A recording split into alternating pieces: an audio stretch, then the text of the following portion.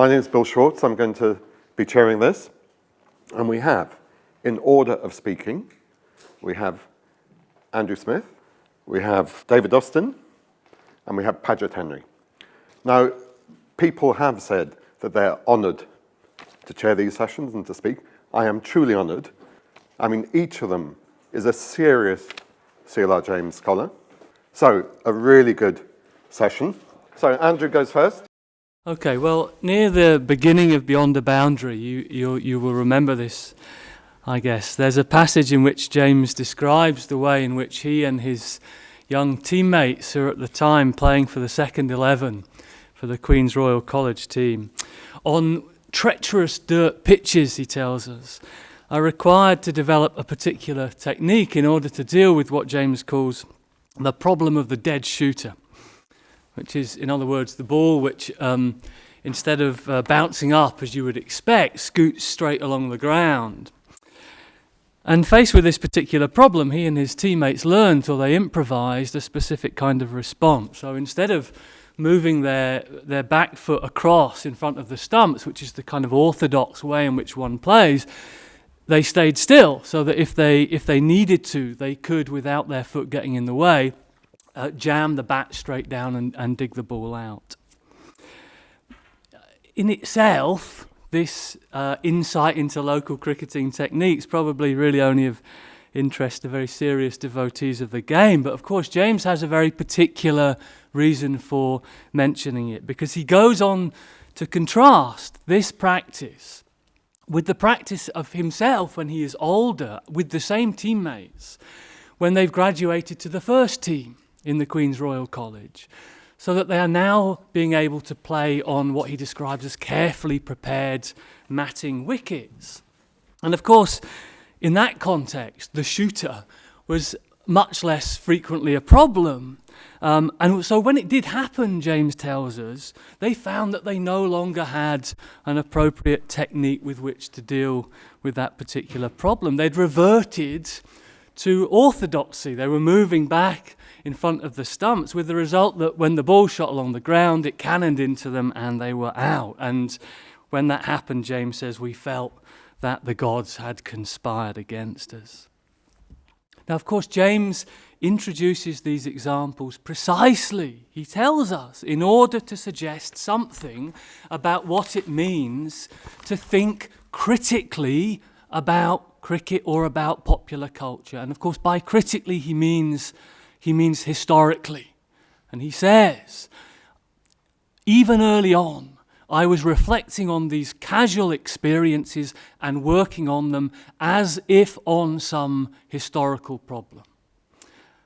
And James means exactly what he says there, that changes in cultural practice, changes in the way in which people do culture, are shaped by the specific demands of local situations and by the responses of those involved in those situations. And in the context of the game of cricket, that includes, of course, quite literally the material conditions of the game, where it's played on, what kind of surface it is played on. You can suggest that no cricketer can afford not to be a kind of a materialist in that respect.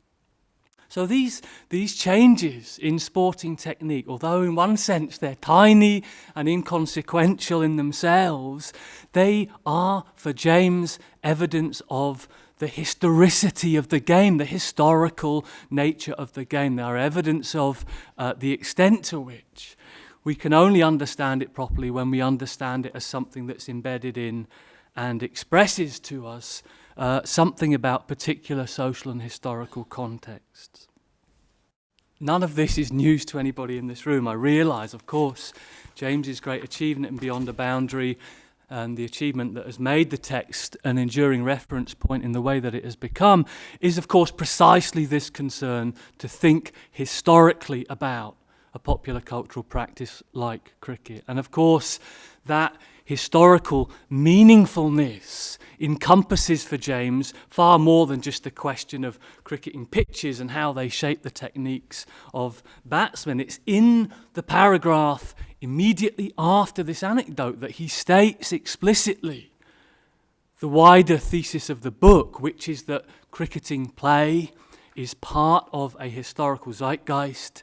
It's bound up with and it gives expression to the social world in which that play occurs.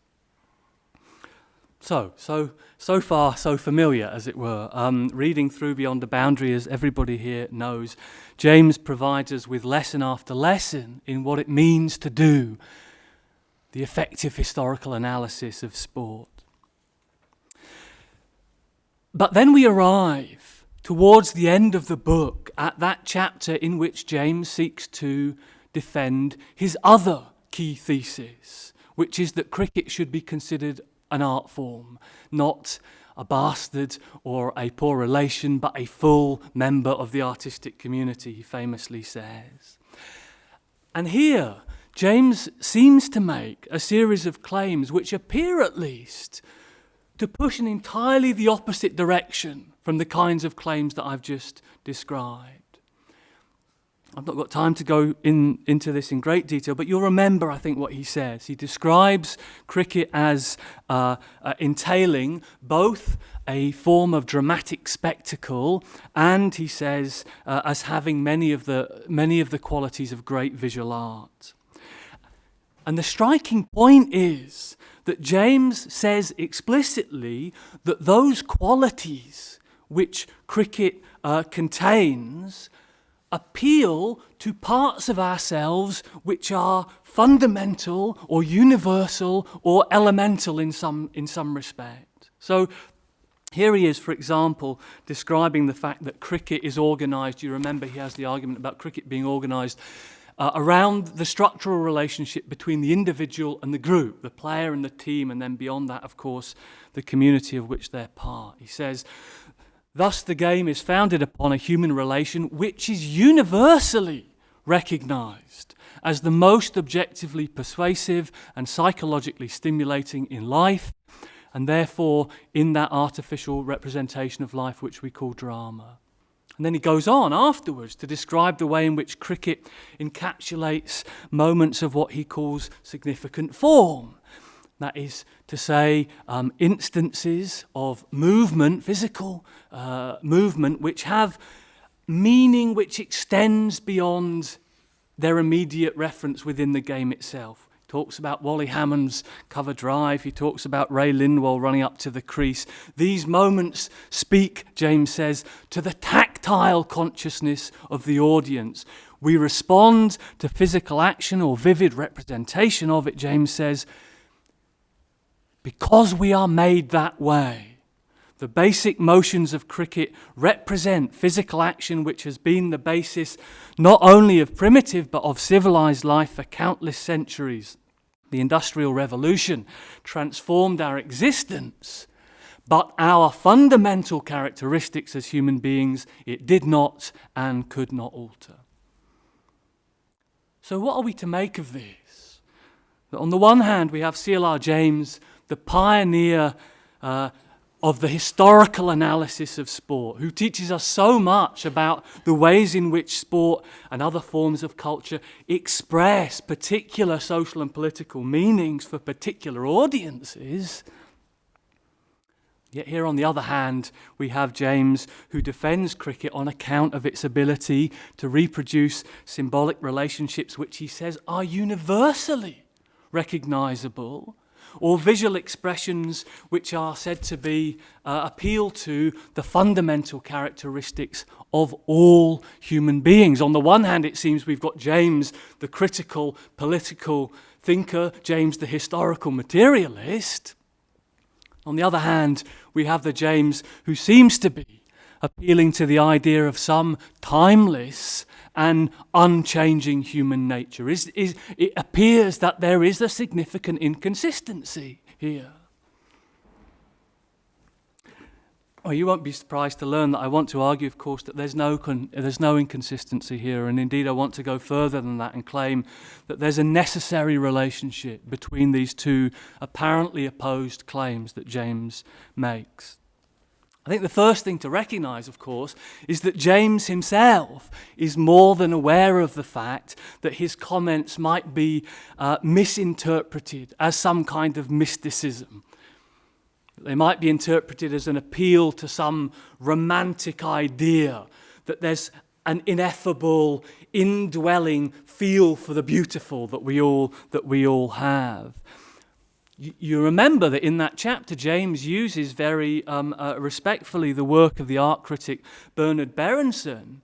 But of course, it's precisely at this point that he parts company with Berenson. He says, Mr. Berenson calls the physical process of the response to significant form mystical. There, I refuse to go along any further, not even for the purpose of discussion. So James's counter-argument, as I understand it, he doesn't develop this at great length, but my understanding of what he does here is essentially that he tries to historicize the category of the human, the idea of what it is to be human. Human being emerges, he says, through a process of evolutionary change. And if we are able to talk about the human as a category in any sense, then we already make clear our assumption that there are characteristics that have come to define that category as what it is. So to talk about the innate faculties of the human doesn't have to be mysticism. It refers to the qualities which make human beings historically what they have been and not something else. And that means, of course, that those qualities are not unchanging or fixed or once and for all, although James clearly does believe that these things are deeply rooted in us. But these endowments, as he calls them, are the endowments of history. They are the products of the historical struggle for survival. And of course, they're also born of the distinctively human ability to reflect on those struggles, to represent them back to ourselves, to erect them in consciousness, as Marx puts it. So in other words, James says they are precisely evidence of the process by which we've become and remained human. And of course the word process is crucial there because it underscores, it seems to me, his assumption that these responses or these instincts are not static. They are created and recreated continually in and through our engagement with the world. Okay, there are kind of deep theoretical waters here and time's limited, so I'm going to leave some questions hanging there. And I want to just try and move on and think briefly about a second question as well, which is why it would matter to James to make this claim. Why would he use this language of the universal attributes of human beings? Well, of course, one of the reasons why, certainly in the contemporary social sciences and humanities academically, the term essentialism has become a kind of dirty word, and this is why James's use of this kind of language might seem surprising to us today. One of the reasons why it's become a dirty word is, of course, the recognition that claims about the essential nature of particular groups of human beings have been such a prominent part of racist discourse through the colonial period, particularly consolidated in the era of so-called scientific racism, and claims that colonized peoples were constitutionally unable to manage their own affairs, economically or politically or on the cricket pitch, or that they were constitutionally incapable of intellectual or cultural development. These, we know, and of course James knew very well, were core parts of the ideology of European empire. So of course it goes without saying that it's against that view of essential, unchangeable human difference, human disunity, that James offers us his claim about the unity of certain kinds of historically essential human attribute. And although he does use the language of endowments, as I said, actually it seems to me what he talks about more consistently is desire or need. It's a common shared need that springs from the historical process of human emergence, and that need belongs to all of us. So James, quite deliberately, he talks, you remember, about the line, the curve, the movement. And he says we see the line, the curve, the movement, not just in Renaissance high art, not just on the cricket pitch. We find it also in prehistoric cave painting. This is not, he says, the gift of high civilization, the last achievement of noble minds. So, on the one hand, James's assertion of a common longing for the line, the curve, the movement is an assertion made against the claims of fixed racial differences. Of course, it's also a claim that's made against the elitist assumptions of critics like Neville Cardus that working class men and women have got no feel for these things, that they are merely lumps when they're placed in front of true art. James doesn't waste any time disputing those claims philosophically. He appeals to a much more straightforward empirical evidence. He says, just listen. Listen, the way that James always listened to the crowd that had gathered round to watch the line, the curve, the movement. Listen to the long, low ah that follows that much anticipated shot by Matthew Bondman.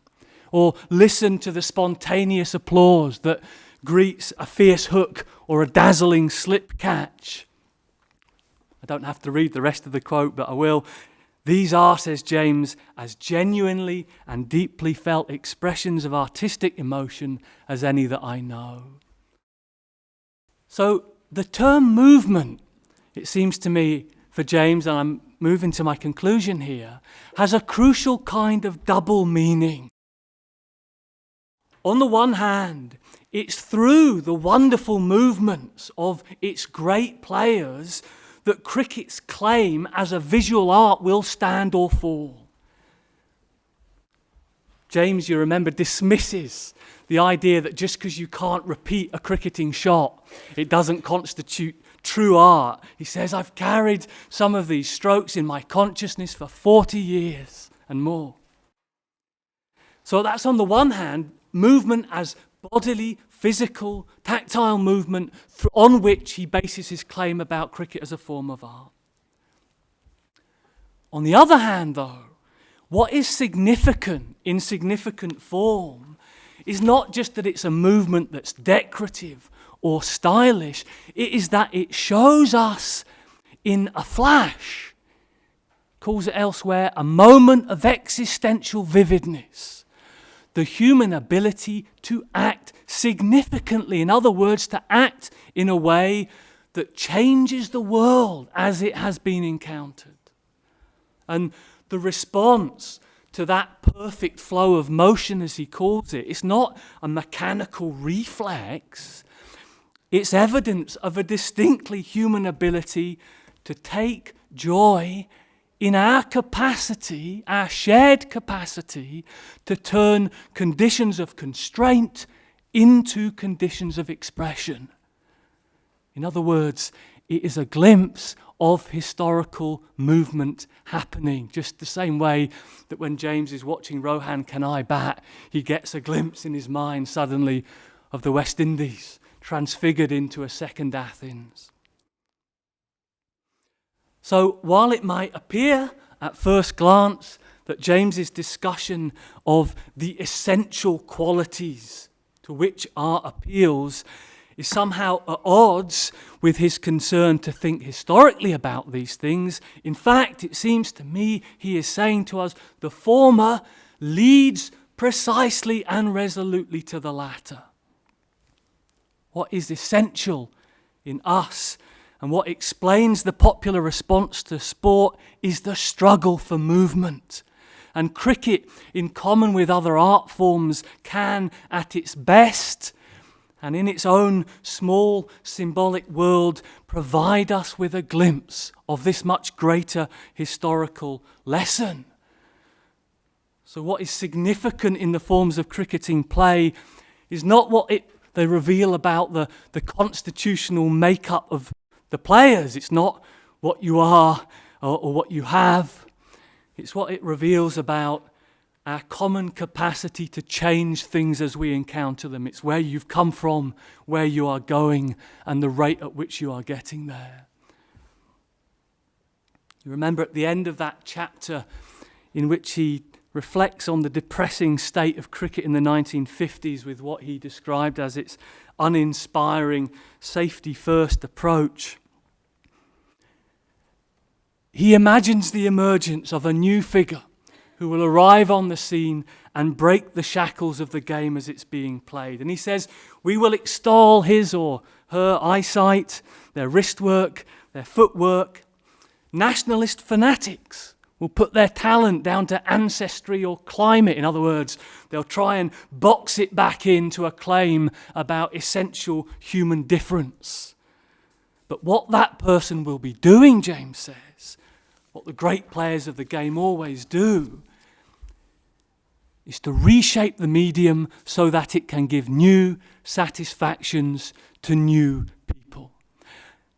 What draws us to the best of cricketing creativity is precisely, therefore, the demonstration that it provides us with of the human ability to reshape the context in which we find ourselves. It puts us within intellectual reach of an idea of newness.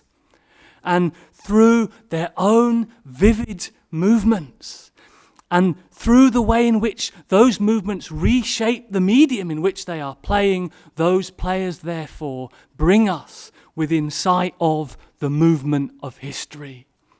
Thanks.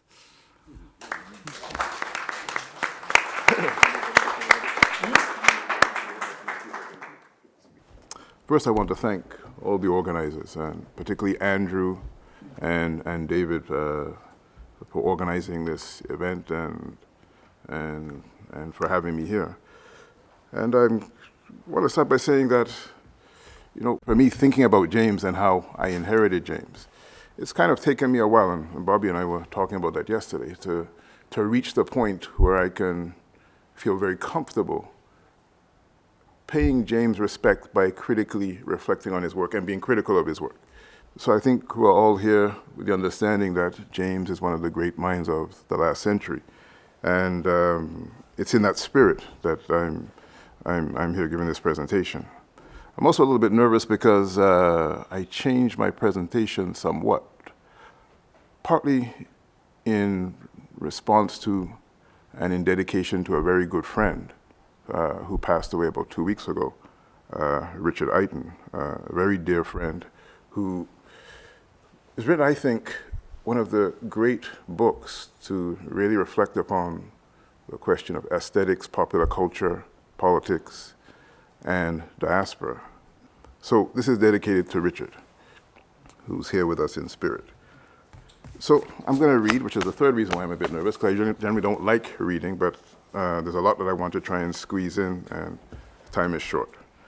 In The Tower of Cricket, on Games of Destiny and Destiny of Games by Ashish Nandi, he argues that the growth and spread of cricket was coeval with the high noon of the British Empire, and derived part of its legitimacy from the association with Pax Britannica. The game emphasized certain norms and virtues and ensured the political and economic success of Britain in its colonies. As we know, and I think Nandi might agree, this is just part of the story. With the rise of the West Indies as a cricketing power in the 1950s and through to the 1960s, the sport and nationalism, and not solely British imperialism, became intricately tied. If a game in which the British invested so much could be used as a tool to outmaster the master, so to speak, on the cricket pitch, what were the potential implications of this prowess in the political arena in terms of popular political consciousness? This is precisely the question that began to both consciously and unconsciously occupy increasing numbers of West Indians as West Indian cricket stoked the fires of Caribbean nationalism. By the time that the British West Indies embarked upon its path towards independence, the culture of cricket, with all its attendant contradictions, was no longer the master's tool, but an expression of West Indian sovereignty. Perhaps no one gave this issue more consideration than C.L.R. James. For James, cricket was a pathway to Caribbean modernity, where the West Indian possibilities are performed on the world stage in much the same way that Haitians took center stage during the Haitian Revolution. And for James, the counterpart of France's revolutionary Jacobins, and as a kind of prototype of the working class. Like Nandi, Natasha Barnes has raised pointed questions about the imperial premises of cricket's codes and the codes upon which they were based. She also questions the association of cricket, a man's game, in quotes, in which women are reduced to spectators outside the sport's attendant codes of sportsmanship, character, universalism, heroicism, while pondering what the West Indies' often lackluster performance on the cricket pitch suggests about Caribbean post-formal independent state and fate. This said, the sport was a formative part of Caribbean nationalism and of James' aesthetic and social consciousness. As a child, cricket became James's laboratory, a prism, and perhaps to a certain extent a prison, through which he assessed the world around him. He played cricket for QRC, where he mastered the code, Victorian rules of conduct and social mores by which, at the time, he believed the British in Britain lived by. The code reigned among British subjects who attended elite colonial schools, and yet part of James rejected the standards that were imposed by the code. According to James' now well-known recollection, two people lived within him. One, the rebel against all family and school discipline, this is a quote, an order. The other, a Puritan who would have cut off a finger sooner than do anything contrary to the ethics of the game. And here I think an argument could be made that these two souls live within James throughout most of his life. It was only later, when he arrived in England, that he realized that the code was not the ubiquitous part of British society he presumed it to be, but an anachronism that few adhered to in British public life, and even fewer in private. Here, James' importance to Edward Said is a bit significant. Edward Said that is, was profoundly touched by James's writing and intrigued by what he describes as James's positive relationship to the West. He also traces the lineage of many of the Caribbean's most important writers and thinkers, Lamming, Rodney, Walcott, back to James, who is presented by Said as a quintessential exile intellectual. For Said, James is the modernist and anti-nativist, and an appealing example of how former colonials can disavow the parochial and essentialist notions of race and culture in favor of more modernist and universal notions of humanity and progress. This is according to Edward Said. Views which, for Said, are reflected in his analysis of Africa's legacy in the Caribbean. Selwyn Cujo suggests that despite the fact that James alludes to the presence of English periodicals and his fascination with English literature in his home, in his Trinidadian home, he elides the impact of African-derived religions and culture in favor of the influence of Europe in his life. And, quote, to demonstrate that he hadn't learned about European literature under a mango tree. While Cujo suggests that this was a strategic move by James, orchestrated to demonstrate the influence of Western European thought on his work, the question remains, why did James feel the need to make this move? While part of the answer to this question, in my view, lies in the fact that James felt compelled to vindicate himself and the people of the Caribbean, to demonstrate our humanity by using Europe as the measuring rod, I would also like to suggest that this is only part of the story, and that personality and personal aesthetic taste plays a role here. James was drawn to Europe and canonical European literature as a child, and this attraction remained with him, sustaining his ethical and aesthetic values and sensibilities. In other words, to rephrase or slightly modify Cujo's remarks into the form of a question, where is Shango in James's Caribbean? Or for that matter, Shiva or Vishnu? The answer, I think, is that Shango is present even in its absence. And James's silence on the Caribbean's African-derived or syncretic or creolized mythopoetics and aesthetics speaks volumes, telling us a great deal about James's perspective on modernity. James's view on African cultural contribution to the Caribbean, his views are articulated in a 1984 Third World Book Review interview. After acknowledging his commitment to African politics dating back to the 1930s, James remarked, "I do not know what are the African roots of the language and culture of Caribbean intellectuals. I am not aware of the African roots of my use of language and culture," James argues, adding that despite their black skin, the people of the Caribbean have not got an African past, quote, and that, quote, the African civilization is not ours. The basis of our civilization in the Caribbean is an adaptation of Western civilization. Now, there's a context, I think, to the interview that we can maybe get into during the question period. But Said references this interview in Culture and Imperialism. But as Aaron Kamugisha, who is here, astutely observes, he does not query James's ambivalent relationship to Africa and actually omits the part of the interview quoted here in favor of a section of the interview in which James addresses Shakespeare and other representatives of the Euro-Western canon, ignoring the weight of James's disavowal of Africa's cultural contribution to the Caribbean. Musing on James's puzzling assertions, Kamugisha writes, James declares that the relevance of Shakespeare, Beethoven, and Rembrandt extends to all people of the world who are willing to appreciate and gain some insight into whatever they have to offer. He then justifiably asks, why is European civilization a universal legacy that can be appropriated by all who wish to do so, but Africa is a legacy particular only to Africans on the continent and not to its diaspora? End of quote. Others, including Paget Henry, have commented on what he describes as the invisibility of African traditional thought in James's historicism, as well as the absence of an African religious and mythic dimensions, and African philosophy and cosmology in James's writing, all of which Henry attributes to the overdependence on European philosophy and its concepts of modernity. Now, I just want to make clear that I'm not trying to make an argument or a point that James is supposed to be everything to everybody, and I'll get back to that.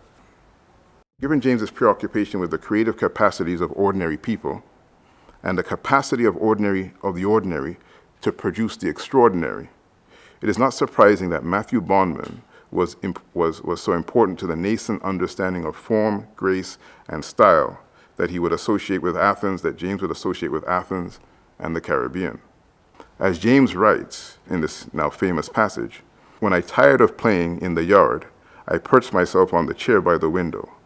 I doubt for some years I knew what I was looking at in detail, but this watching from the window shaped one of my strongest early impressions of personality in society.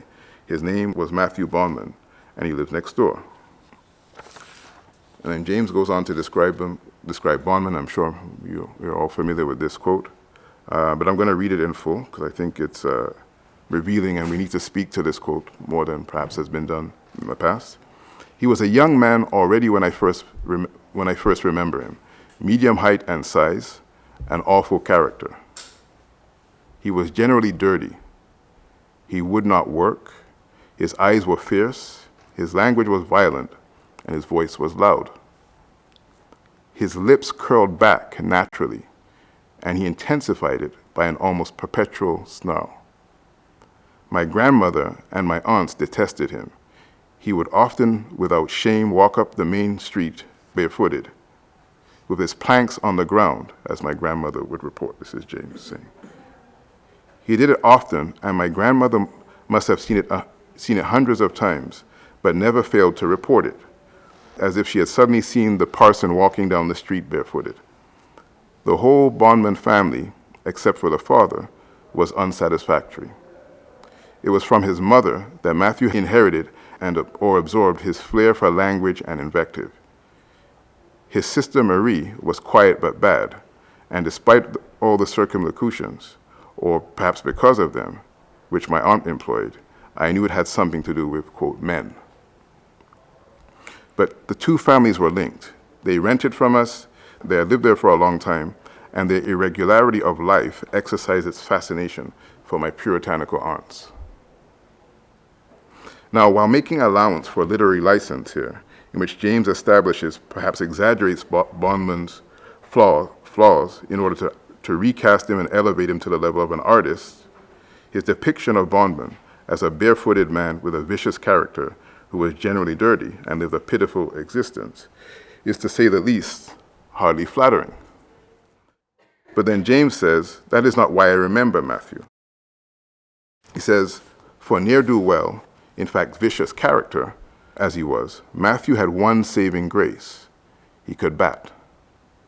More than that, Matthew, so crude and vulgar in every aspect of his life, with a bat in his hand, was all grace and style. When he practiced on an afternoon with his local club, people stayed to watch and walked away when he was finished. He had one particular stroke that he played by going down low on one knee. It may have been a slash to the covers or a sweep to the leg, but whatever it was, whenever Matthew sank down and made it, a long ah came from many spectators, and my own little soul filled with recognition and delight. Bondman, from James's description of him, was a quintessential representative of a kind of Caribbean subclass or the underclass. He is not quite a vagrant. He does not neatly fit within the category of a worker or a member of the working class. We have no real sense of his background, his educational background or attainment, in a sense, his tastes or desires, his social context, that is to say, the social and economic circumstances that produced him, at least not from beyond the boundary. In this sense, in Bondman, we are denied the curiosity and sense of history that we have come to expect in James's writing. What social forces brought Bondman and his family into being? What did his parents do for a living? Did the Bondman family inherit their station from one generation to the next? Or is this a family in decline? Why did the Bondman family have to rent from the Jameses? How did Bondman become, to use James's grandmother's words, good for nothing except to play cricket? Based on James's description, Bondman and his family simply exist, or just are, but we have no real sense of Bondman's being. James laments that Bondman's batting potential was never fully realized because, quote, he would not practice regularly and he could not pay his subscription to the club that he played for. Nonetheless, he represented the genus Britannicus, or fine batsman. And perhaps we could ask why genus Britannicus, given what James says about West Indian cricket prowess, but that's another point. For James, Bondman symbolized the latent potential of the underclass or the dispossessed, expressed through the medium of cricket. But this, for me, is only part of the story. Sylvia Winter suggests that James salutes Bondman as an agent of history, who, like Rastafari, rejects the absurdities of Babylon. Bondman exists, I would suggest, as modernity's underbelly, or alter ego. He's the condemned, downtrodden, the disposed of, and dispossessed, the Caribbean's refuse, or what Winter refers to as Caliban's niggerdom, or, another quote, the absolute zero of social and metaphysical value. As Selma James remarked yesterday, Bondman is a renegade and castaway, or we might add, the poor Tom of Shakespeare's King Lear. But unlike the wretchedness of poor Tom, for whom James provides historical context and hence a framework for understanding his social status during the beginning of the decline of the feudal order and the dawn of capitalism and modernity, Bondman's wretchedness is taken for granted in Beyond the Boundary. He is outside the boundaries of humanity and only makes his transition from man to human on the cricket pitch. He is both inside and outside the modernity aesthetic paradigm. With bat in hand, he represents the pinnacle of grace, finesse, and style. The bat is his instrument, and with each stroke he swings himself into a new future, potentially. Without his bat, seen as an instrument of progress, Bondman and his kind, so to speak, are outside the boundaries of humanity, symbolizing the wild and untamed, the crude and the backward, the uncivilized. In other words, and partly in response to Where is Shango, for all intents and purposes, Bondman is the stereotypical primitive or backward, the African or Shango in perverse. He is Kwashi, or the lazy, lackluster performer, who even when full of creative potential, lacks the discipline and culture that would otherwise permit him to nurture his craft and realize his potential. The irony, of course, is that however ill-conceived and flawed the notion of modernity might be, Bondman is both constitutive and a constituent part of it. And the labor of his slave ancestors, as James makes abundantly clear in the Black Jacobins as well as other places, was crucial to the development of modern capitalism. In referring to what he describes as the black fantastic, or black creativity, artistry, and popular culture, Richard Eiton highlights what he refers to as the minor key sensibilities generated from the experiences of the underground, the vagabond, and those constituencies marked as deviant, notions of being that are inevitably aligned within, in conversation with, against, and articulated beyond the boundaries of the modern. That was a quote.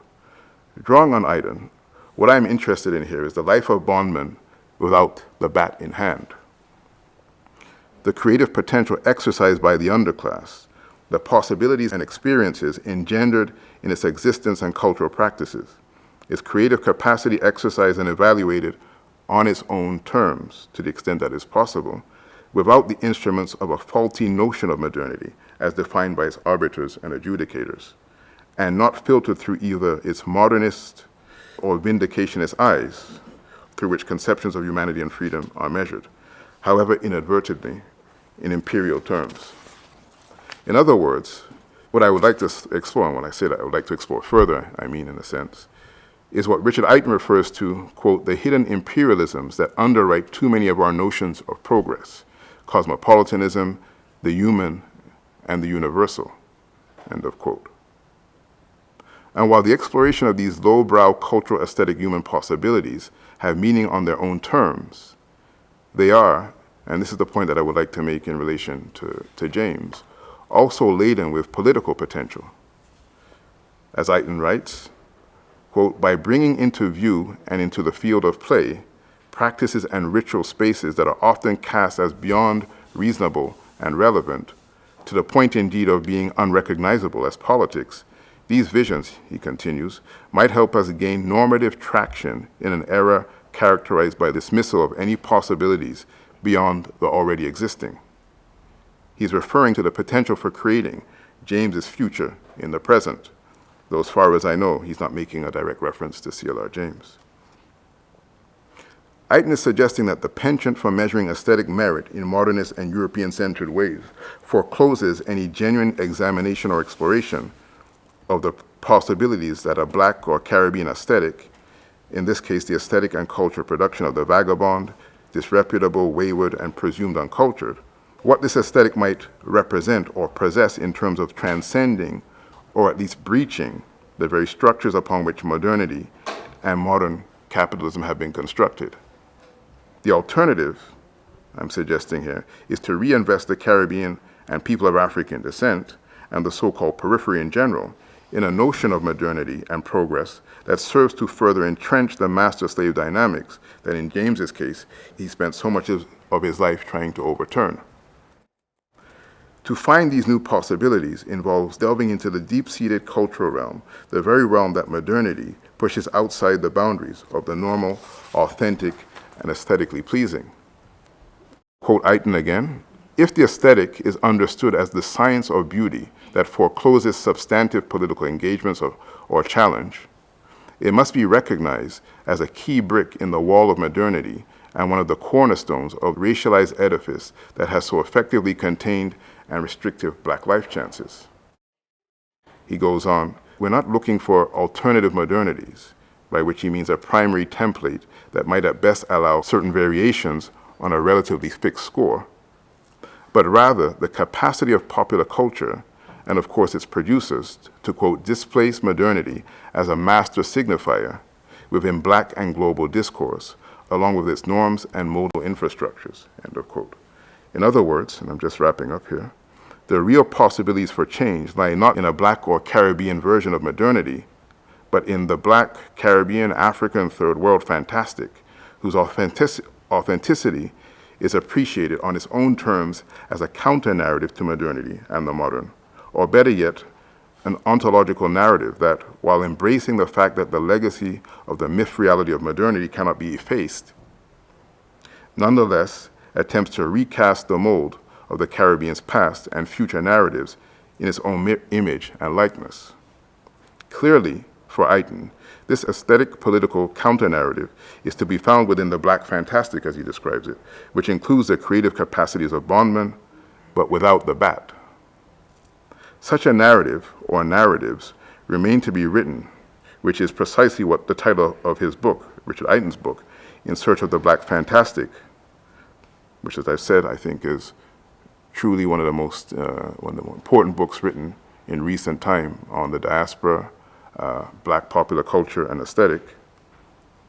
But as I would suggest, and I think my dear friend Richard Eiton, late friend, would have agreed, the narratives already exist, but they have yet to be fully appreciated and sufficiently chronicled. In other words, to slightly invert James's meaning, Caliban has already pioneered into regions, but Caesar does not know, or that Caesar does not know. Okay, thank you.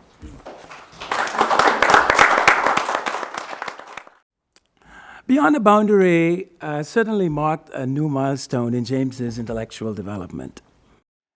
It brought together, in a powerful, powerful synthesis, some of the major themes, some of the many disciplines and methodological approaches that James had employed in earlier works. It's what this work brings together that is so impressive. Now, its movement through all of these disciplines is not in itself unique. We find it in Fanon, we find it in Du Bois, and many other major thinkers of the Black radical tradition. So, for example, if we summarize this complex movement across borders, this ability of James to dialectically cross disciplinary borders, as a movement that began with literature and criticism and expanded to become what on some occasions I have called a Black socio-historical poetics, right? And if I had time for you, I would show you how I write this with slashes and hyphens and all of this stuff. And I have certain meanings I attach to the slashes and the hyphens, but there's no time for that today. But I just want to communicate the synthesis and the complex nature of the synthesis. Right? We can also see a similar synthesis in Du Bois, that he too moved from, an early engagement with literature into a Black socio-historical poetics. However, if we compare the Black socio-historical poetics of both James and Du Bois, and we begin to probe, some significant differences emerge, and these differences, I want to say, is key to understanding the unique achievement of Beyond the Boundary. Now, among the significant differences, I'm just going to deal with two today. And the first is the unique nature of James's poetics. The second is the distinct nature of his approaches to socio-historical analysis. Now, if we look at Du Bois's poetics, it includes fiction, right? He wrote 3 novels, poetry, criticism. Huh? If we compare James's poetics, right, we see they're a little bit different. They include fiction, they include playwriting, criticism, sports. That I want to argue it is the inclusion of sports in James's poetics that's really the big difference between his poetics and Du Bois's poetics. If we look at Du Bois's socio-historical analysis, it consists of the first great work of American sociology, The Philadelphia Negro. And this represents a breakthrough in sociological analysis. It becomes the foundation of what American sociology will be. But at the same time, in Black Reconstruction, we have a very Marxist-oriented use of political economy. So in Du Bois, socio-historical analysis moves between a new and innovative way of doing sociology and Marxian political economy. If we look at James's approach to socio-historical analysis, right, we see a similar tension. However, the tension is not between a Du Boisian sociology, but rather what I like to call a civilizational sociology and Marxist political economy. A political economy that is even more Marxist than Du Bois's political economy. And what is significant in both James and Du Bois here is the way in which they retained the use of these two opposing approaches to socio-historical analysis. They were well aware of the differences between them, but what's important is the way they bridged the oppositions, the tensions between these two distinct approaches to doing socio-historical analysis. So let me come back now to James's poetics. Now, I said the distinctive feature of James's poetics is not that it included short stories, fiction, playwriting, dramatic productions, etc., etc. We know lots of people who had crossed these genre borders, right? It is the crossing of the boundaries between fiction, drama, right, and cricket, right? The inclusion of cricket in the arts, you say, that I think makes James's poetics unique. James writes, cricket is first and foremost a dramatic spectacle. It belongs with the theater, ballet, opera, and the dance. I mean, this is like a bold claim. I remember the first time I read this. I said, James, you're nuts. I could not see it. I just could not make this connection. Crossing this disciplinary border, for me, was like, oh, please, like jumping over the ocean or something like that. I just could not see it, right? And in fact, it took me several readings of Beyond the Boundary to realize that this is just something so brilliant, how he establishes cricket as an art. How does he do it, you say? This is what, for me, is the most fascinating moment of this book. I wish I could spend the whole presentation doing that, but then, I won't get to my bottom line. But very quickly, James establishes a bridge between cricket, drama, and literature. And he does it by looking at the lines and movements of the game as a language, right? That the movement of the game, right? James conceptualizes them as being part of a grammar, a language, right? And hence, when manipulated and organized by the grammar, produces, right, meaningful moments, right? So meaningful that the game becomes a potential carrier of the values, the norms, the ideals by which people live. Right? And it is by establishing so convincingly that cricket was the carrier to the masses of a complex puritanic code that was capable of profoundly shaping individual and collective subjectivities, that James was able to substantiate his claim, right, that cricket was indeed an art. Because for James, one of the things that an art did, you say, was indeed to serve as a transmitter of profound values, profound insights, truths that we need, truths that we can live by. And it is the inclusion of cricket in this category, you say, by making it this carrier, that the very structure of the game could become so inscribed, right, by a set of values. This is where James establishes a bridge. And this, for me, is the move here, the brilliant move. Right? Making this claim and establishing it, making it stick, in those wonderful chapters, What Do Men Live By, W.G. Grace, The Prolegomena. I mean, just amazing, amazing, amazing chapters and amazing exercises in dialectical analysis. And this is what we don't find in Du Bois, right? That Du Bois will do this for you between poetry and history, right? You'll see him move in a similar way between the two, bridging disciplinary boundaries. But there's nothing like the bridging this boundary between literature and sports. So this is really what is so distinctive about James's poetics. Not only does it bridge, you say, a large number of genres, but at the same time, this including of, cricket, which of course in the United States, it's certainly not viewed as an art. I mean, I don't know anybody in the United States who really think of sports as an art. I mean, it's, very physiological exercise. Okay, let me turn to James's approach to socio-historical analysis.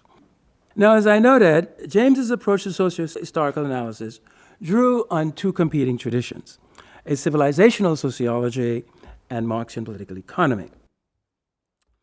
Now, the key to James's civilizational sociology was that it involved and presupposed the aesthetic and cognitive integration into everyday life, everyday life of the masses, of the best, the absolute best, of the growing stock of social knowledge that human societies have been accumulating about how to improve and inspire everyday life. In other words, right, there are these great artists, great thinkers, great scientists who engage in profound reflection and research. They produce knowledge that has the capacity to transform everyday life. And James is saying the civilizing process, you say, is the integration, the incorporating, right, of this knowledge, the best of this knowledge, into the routines of everyday life, and particularly the everyday life of the masses. That it is this ongoing process that moves the civilizational process along. So that growth of civilization depends upon the production of great works of art, science, criticism, like Beyond the Boundary, right? And of course, their integration, right, via carriers, right? Carriers like drama, like music, like cricket, right, into the lives of the masses, to enrich their lives, to expand and grow their subjectivity, both individual and collective. James also used the civilizational sociology to determine whether civilizations were declining or whether they were ascending. Right? If the right balance of new aesthetic and instrumental knowledge, right, was being incorporated into everyday life, then the civilization was in ascent, right? If the balance was not right, it was definitely on the decline. Now, this civilizational sociology, James has been with James his whole life. And it's a complex discourse that he worked on, right? I see it beginning with his early reading of Thackeray, definitely continues with his reading of Matthew Arnold, Hazlitt's very important Spengler, right, Melville, and after hearing Bobby, I would add Leavis. That this is to me why James would have had an attraction to Leavis. I could see Leavis adding to his civilizational sociology, right? That it is a discourse that he's been working on, working through, making richer, more dialectical, more subtle over the years. And James uses this approach to analyze society consistently.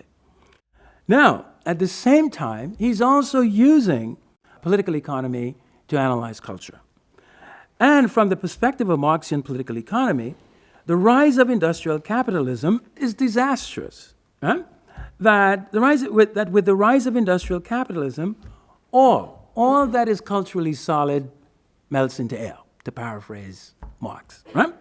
Industrial capitalism produces categories and practices that corrode the highest values of a society.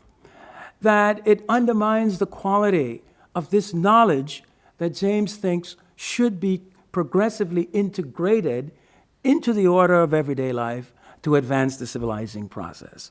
In other words, industrial capitalism is culturally toxic, right? And this toxicity derives from two key practices. Practices of commodification, cultural commodification, and practices of cultural instrumentalization. That the instrumentalization and bureaucratization of modern life, right, for James, right, interrupts the civilizing process. It's working against it, you know? The melting of classical cultural traditions by these two processes open up hermeneutic vacua in modern life. They create Durkheimian conditions of anomie, and these conditions of anomie and these hermeneutic vacua open up the spaces for Ahab's, Leviathans, and other authoritarian dictatorial figures. In other words, the movement, the political economy of culture, you see, it's as though it's blocking and opposing the aims of James's civilizational sociology.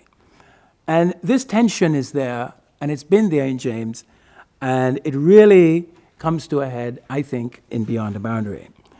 This historic clash, you say, between these two forces, to me, is what leads to the figure of Ishmael in Mariners, Renegades, and Castaways. Ishmael represents the subordination of the intellectual as an embodiment of the civilizing process to Ahab, right, who of course symbolizes the totalitarian impulses of contemporary state capitalism, or what was then contemporary state capitalism, right? So these two tensions, right, are very much there, I think, in James's. And to me, the power of Beyond the Boundary is that in all their starkness, James will find a way of bridging this tension, and bridges it in a powerful way. And he does this around the idea that we've got the hope, or what can intervene, what can interrupt, you see, this ongoing movement of the political economy of culture, right? This melting of traditions is the unpredictable intervention, creative, revolutionary upsurges, right, by the public self, the collective self of communities, nations, classes, and other groups. They can interrupt the train of modern civilization. They can steer it off the tracks of tragedy, right, and into a new direction, the direction of social justice, popular rule, freedom. This is why James remains hopeful. This is why we don't get that sense of tragedy that I think David Scott was trying to read into the Black Jacobins.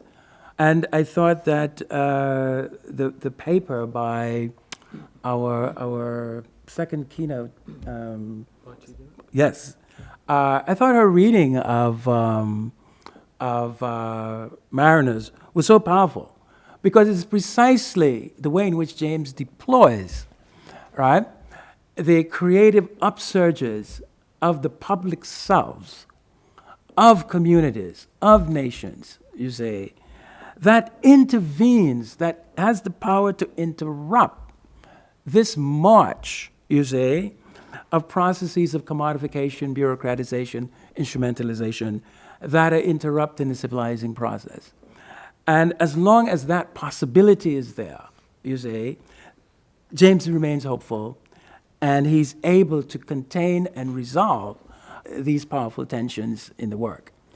And when you bring these two together in this way, you've got just such a powerful technique of socio-historical analysis.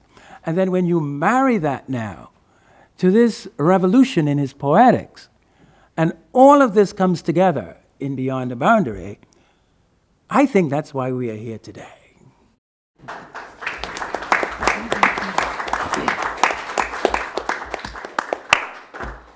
Thank you, Paget. I'd like to thank the guerrilla scholars we've heard today, and I'm sure people will have questions. So, over to the floor. Let's have questions, contributions, disagreements. The thing I was beginning to think about a lot is how C.L.R. James was formed by a particular sort of British thing. If you sort of change the perspective to the modernity, you can see that European modernity in art was created out of that astonishing influence that African exhibition had at the beginning of the 20th century on Braque, Picasso, Matisse. And you see that's a huge kind of influence of modernity, that when you're thinking in terms of music, the thing about C.L.R., he didn't really sort of think, I mean, he referred to music and dance, but that wasn't actually central. When you think in terms of actually the way in which African music and African dance traditions has actually completely changed and altered the whole of America, the whole of the world, really. That instinctive aesthetic thing that music does when you make music and then when you dance to it is actually the most organic, historically defined sort of way in which people and human beings physically express aesthetics through movement. And in a way, when you talk about industrial capitalism having calamitous, I mean, in a sense, organized sport at the end of the codification of games at the end of the 19th century, and exactly a product of industrial capitalism, is in sense where C.L.R. begins. Because actually, the codification of games is the first huge political act worldwide on turning something which was spontaneous in terms of play forms into something which is organized into sporting structures. And as soon as you create sporting structures and codify the rules of games, that is itself the first huge political act. And so in a sense, C.L.R. starts with the point at which sport begins, which is the point at which actually is the political moment when play is actively politicized, it seemed to me, as a result of industrial capitalism. That's the thought I have. A sort of muddled thoughts, but there are a lot of things I'm trying to say. Sure, but I think it's important here, you say, to, again, notice the kind of double valency that is here. If you look at this moment through James's civilizational sociology, what is important about it is not just the organization of sport, the return of organized sports. It's the fact that organized sports is also aiding the civilizational process. It is carrying these high ideals, ideals that inspire, you see, ideals that shape character, not only individually, but collectively. It's going to determine the public self of large communities. You know, when James talks about his school, in Trinidad, it's not just his individual subjectivity that is being transformed by living this code through cricket, you see? It is the generations passing through Queen's Royal College. So when I say I really like the way that James aestheticizes cricket, I think it's important to realize that this is not inherent. Cricket becomes an art, right? But it doesn't have to stay an art. Under a different set of historical conditions, it may not be the carrier of these values. And if it is not, then its status as an art changes dramatically. This, to me, is the fundamental difference that I think that James saw between cricket, as he knew it in England, and baseball in the United States. That baseball was the carrier of these very materialistic values of monetary success, that what's animating players to excellence and so forth, right? You know, it is getting a lot of these ad contracts, you know, the whole thing is much more commodified. You don't get the sense that baseball is the carrier, you say, of a set of civilizing values. You can say, well, yeah, the values that it carries are bodily excellence, you know, keep your body in shape, run fast, you know, those kind of stuff. A very sort of bioeconomic conception of the human being, right? The kind of subjectivity that James wants to cultivate, right? Cricket can carry. It doesn't necessarily have to carry it. It can carry something else. Maybe say that about baseball, because it seems to me that baseball is such a carrier of American values, such a way of integrating a whole load of people from every part of the world into something called America. that it seems to me a hugely component of actually being American is the one's response to baseball and the existence of baseball, just in the same way as that cricket unified imperially a sense of being British across huge diversions of nations and cultures. Of course, James recognises, I think, that there's an elite hand involved in that process, but I think we have to be really careful, and that in certain respects it was being used as part of an overt civilizing process. But of course he also centres in his analysis the insurgent demands of the people, which were being expressed in the desire for that game. And in my reading at least, he's very sceptical of a view of ideology or hegemony which simply sees elites puppeteering popular masses. And his account of popular culture is one in which there is a continual tension between the attempt to control it on the part of elites and use it in certain instrumental kinds of ways. On the other hand, the forms of insurgent, subaltern or working class desires or needs which are finding ways to be expressed in those forms, and which can therefore also take them and reshape them in ways which make them the expression of other kinds of political desires. And I think there's a real danger of making it sound too top-down. I think James recognises that's going on, but there's also the other thing going on all the time in him, it seems to me. I admire your attempt, Andrew, to, as you say, to reconcile, to bring some sort of connection, intimate connection between James's notion of what is natural to humanity and what is historically determined in humanity. In other words, but I really believe that, I really don't think that we can reconcile these two sides of James, because I think that the lack of reconciliation is part of his originality. It's part of what makes him distinctive and attractive as a personality and as a contributor to, an enormous contributor to our understanding of society. In other words, if we go off in a single-minded attempt to reconcile these two different aspects of James, we're going to miss something. We're going to miss something very vital. Even James's notion of ordinary people, the energy and vitality that he sees in daily life, the spontaneous upsurges of energy, of flow, and so on in humanity at different points. His conception even of revolution is not easily reconciled with Marxism, as far as I can determine. To be a strictly, I mean, I know that James always viewed himself after the 1930s as a Marxist.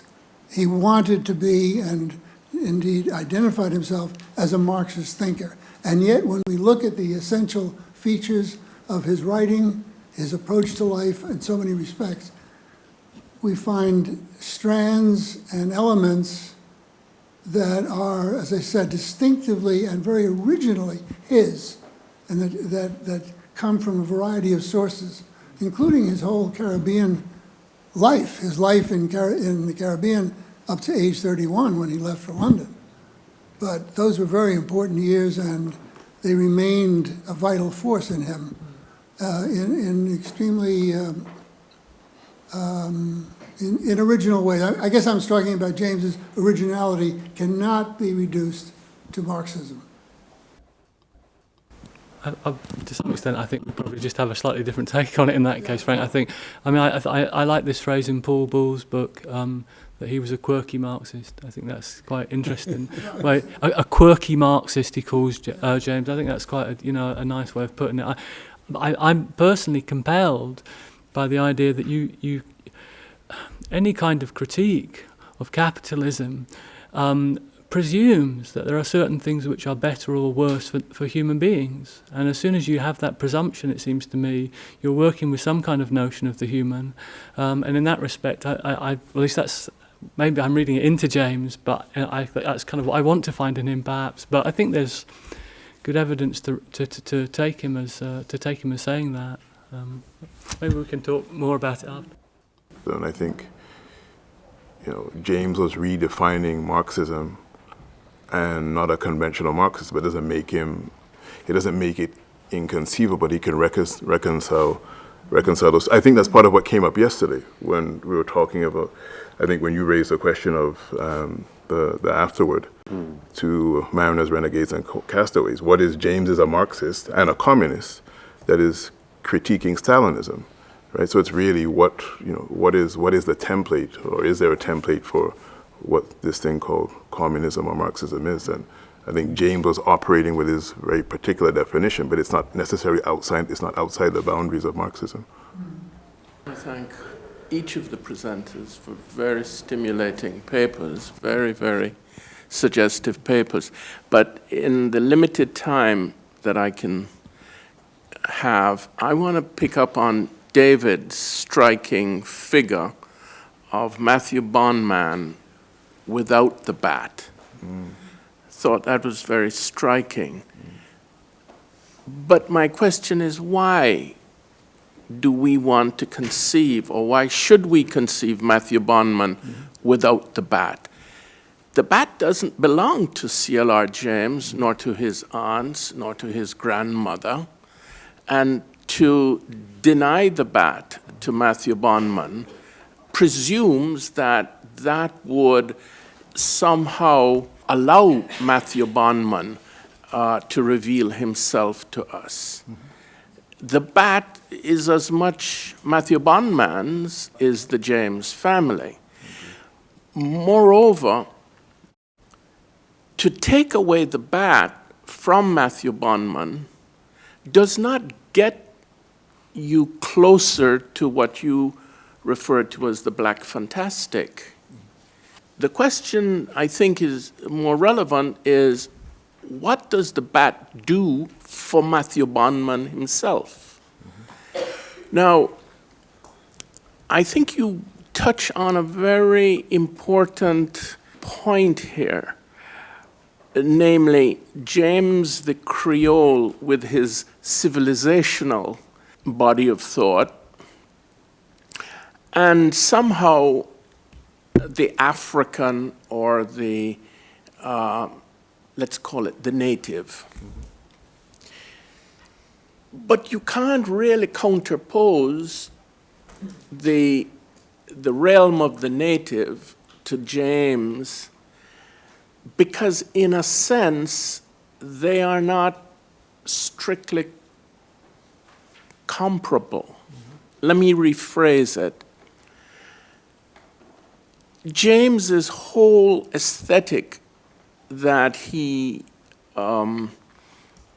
builds upon is the culture of reading, the quintessential Creole source of empowerment, their capacity to read.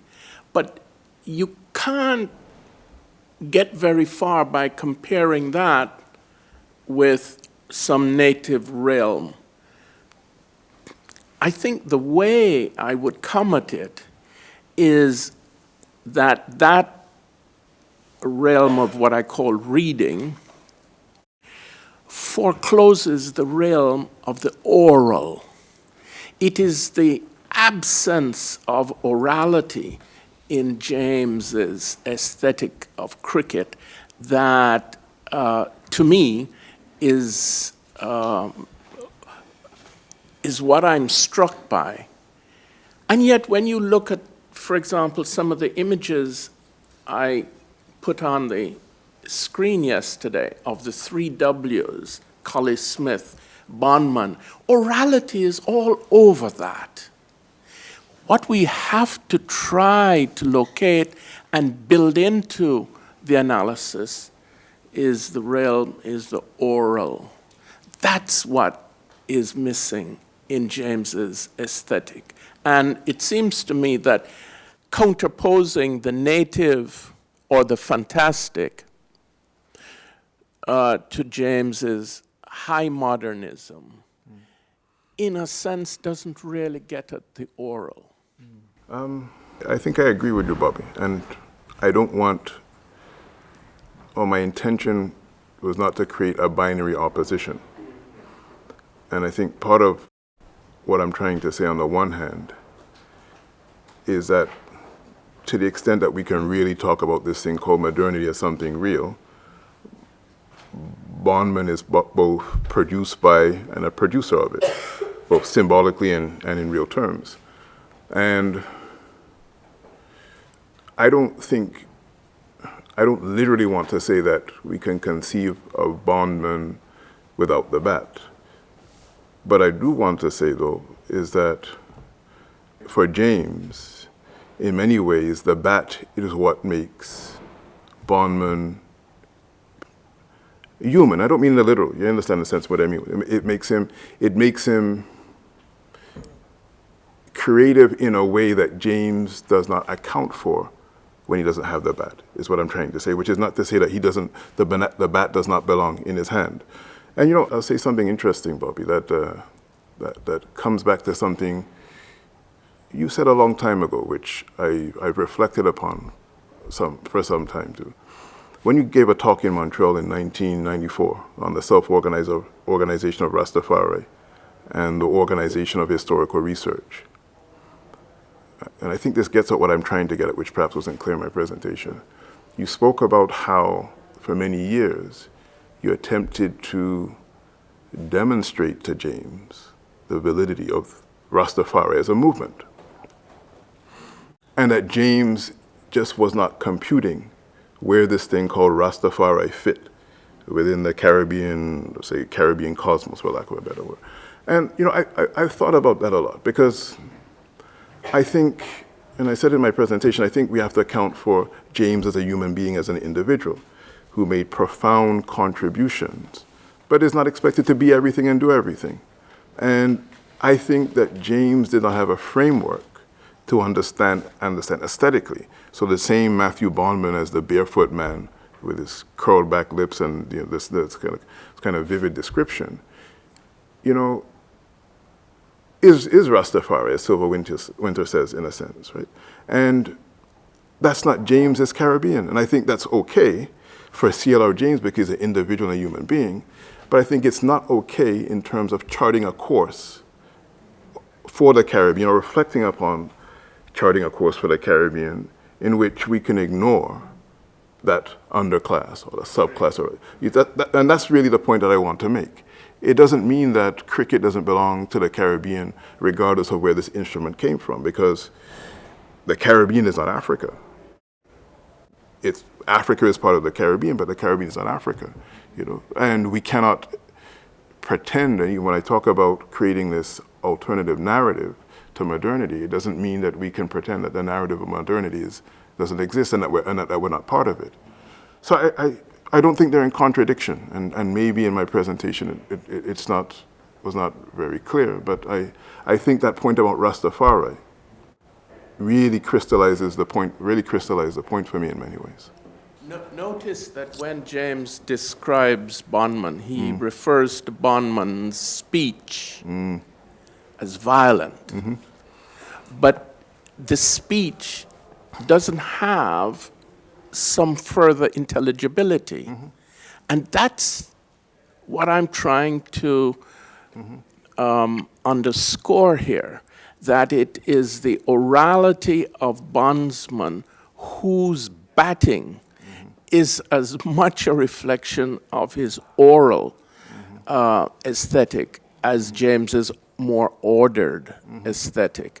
And on one level, they are in competition, but they're also complementary. Bondman is a revolutionary character, revolutionary in the portrait made by James. The standard black-footed renegade, barefooted renegade cricketer, as you hear in Barbados when Chalner at Wanderers Cricket Club would put coins on the wicket and get the barefoot boys to come from Bayland and bowl at him all day, all night sometimes, and put money on the wicket. The barefoot boys would come and bowl fast and furiously. Bondman had a bat in his hand, not a ball. That's a revolutionary character. The barefoot batsman is a revolutionary character. The bat is a wand that raises him up to magic importance. It's the wand of Prospero. not the ball. That, David, is the revolutionary character of Bondman. Thank you. I see that what makes James uniquely capable of making this analysis and why he is the quirky Marxist is that he is a public school boy. That means that to him, the way he analyzes empire is through the lens of that public school education. So you're seeing the rules and codification of sport at the time of the decline of the Roman Empire. He reads that, that's there in his education. It's not an accident that cricket and the codification of those things comes at the zenith of their empire. So he's making those connections. I'm quite sure that's not an accident. But I see that the gladiatorial element of cricket, that's the common connection between the decline of that empire and this one, and that you're talking about the politics of counter-hegemony and the use of that instrument, that gladiatorial use of the bat as defensive weapon against your oppressors and all comers. He sees in the cricketer the dignity and the human personality of the radical subject. That's, to me, the essence of the whole analysis of cricket. So I see that he's inevitably going to be contradictory because his position in that social structure is different from most of the other people in society. He did have a blind spot about race, but I still take that he's a valuable person to understand the position of the subaltern and the potential and power for revolution. So that's expressed through cricket, and he's right about that. David pondered why James described Bondman as genus Britannicus, and generally this some of the illusions you're talking about with respect to sort of African traditions. I think that this comes back to something Bobby spoke out in his talk yesterday. The moment that James is writing is this time of decolonization. I see James beyond a boundary, essentially, as James's work is on British civilization. I haven't got time to develop that case, but just as James wrote on American civilization, this is something Bill Schwartz has talked about. He's making this shift to trying to think about British civilization at this moment of decolonization. That's his riff on Kipling. What should they know of England who only England know? It's what Kipling asks at this time when England dominates a quarter of the world. What can they know? And James is really riffing on Kipling and saying, what can we know of England? What can we think about England when England is without its empire? And he's using cricket as sort of a prism to try to view English civilization. So that's because his focus is on that. He perhaps it takes his eye off the ball with respect to some of the things that David was talking about. I agree, revolutionary with a bat. But then the question is, what is he without the bat? That's my only question. Okay. I think Christian is absolutely right, but I just want to say that both as an individual and I think as a representative of the people of the Caribbean in that instance, because he's writing autobiographically through the Caribbean, there's a vindicationist stream in his writing. I mean, and we saw that in the film, I think, the other day.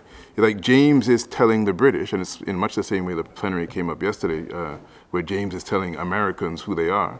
Right? James is telling the British who they are, and also who he is, and who the Caribbean people are. And I'm just suggesting that's a partial reading. It's not an invalid reading, but it's partial. There are other elements to be considered. Yeah. Well, just very briefly in response to what you said, Graham, I mean, I agree. I think there's a danger of taking James as a dupe of the public school code. And there's things written about him which critique him as being blind to the kind of hidden morality that was written into the game of cricket as the English used it in those schools. Of course, we saw it in Mike's film. These things were heartfelt for him. I'm not saying that they weren't, but he was also very hard-headed about the fact, it seems to me, that in the context of prevailing racism or in the context of prevailing class prejudice, it was precisely the idea that you left politics aside when you went onto the cricket pitch. That allowed the pitch to become such a highly politicised space. And I think one has to recognise that there's a hard-headed political recognition in James there, although he obviously also, he took that ethics very seriously as well. Thank you very much. Well done.